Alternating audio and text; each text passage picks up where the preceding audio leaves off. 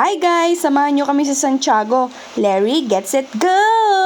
So habang naglalakad kami dito sa may bungad, meron kami dito nakitang photo booth.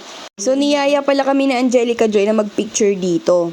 Tapos nung pagpasok namin sa loob, patanga-tanga pa kami tatlo kasi hindi namin alam yung gagawin naming mga post. Ayan, nakalagay na yung price list nila. Hanapin nyo na lang sila sa Facebook, Instagram, ganon. Kung nakikita nyo yung kami ni Angelica Joy, meron siyang hawak na cellphone dyan na may mukha nung boyfriend niya. Tapos kung tatanungin nyo kung nasan yung boyfriend niya, andun nagpunta ng abroad, ayaw siya makita.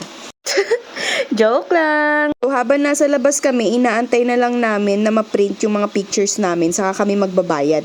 At pagkatapos namin magbayad, naglakad-lakad na lang kami para maghanap ng kape at dito kami napadpad. Dito kasi kami tinuro nung kapatid ko, sabi niya masarap daw dito. Iwan rin kasi namin si Batang Maliit sa kanya para makapag-enjoy kami ngayong gabi.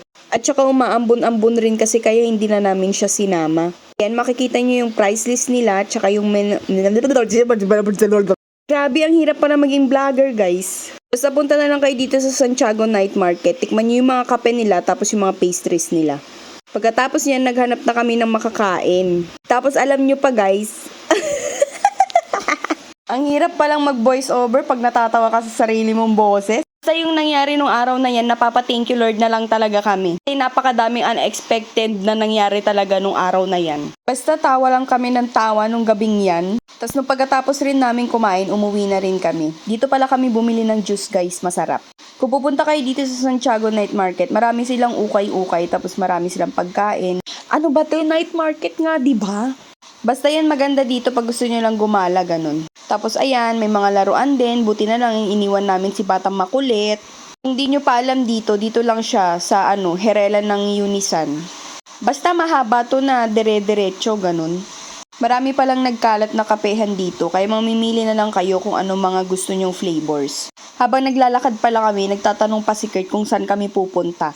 Aba, akala mo naman napakarami talagang gas. Hindi, naboboring lang kasi kami, kaya nag-iisip pa kami kung saan pa kami pupunta. Dito guys, kumakain pala kami dito. Kung di ako nagkakamali, 5 pesos ata yung rice nila, tas 10 pesos yung ulam. Ayan, meron siyang mga katabing nagbebenta ng juice, ganun. Ang haba pala ng vlog na to, nahihirapan na akong mag-voice over. Gusto ko pa sana palang bumili ng barbecue nung gabing yun, kaso hindi ko alam kung bakit hindi na pala ako bumili. Tapos nung gabing din pala na to, nagchat pala ako dun sa kaibigan namin na taga Itiage kung gising pa sila. Kaso late na ata kaya hindi na sila nagchat. Balak kasi sana namin silang bisitahin kahit anong oras na. Tapos habang pauwi lang kami, nagkwekwentuhan lang kami sa daan. Ayan nga pala yung school ko, guys. Baka gusto nyo mag-aral dyan, enrollment na, go! Yun lang, salamat sa panonood!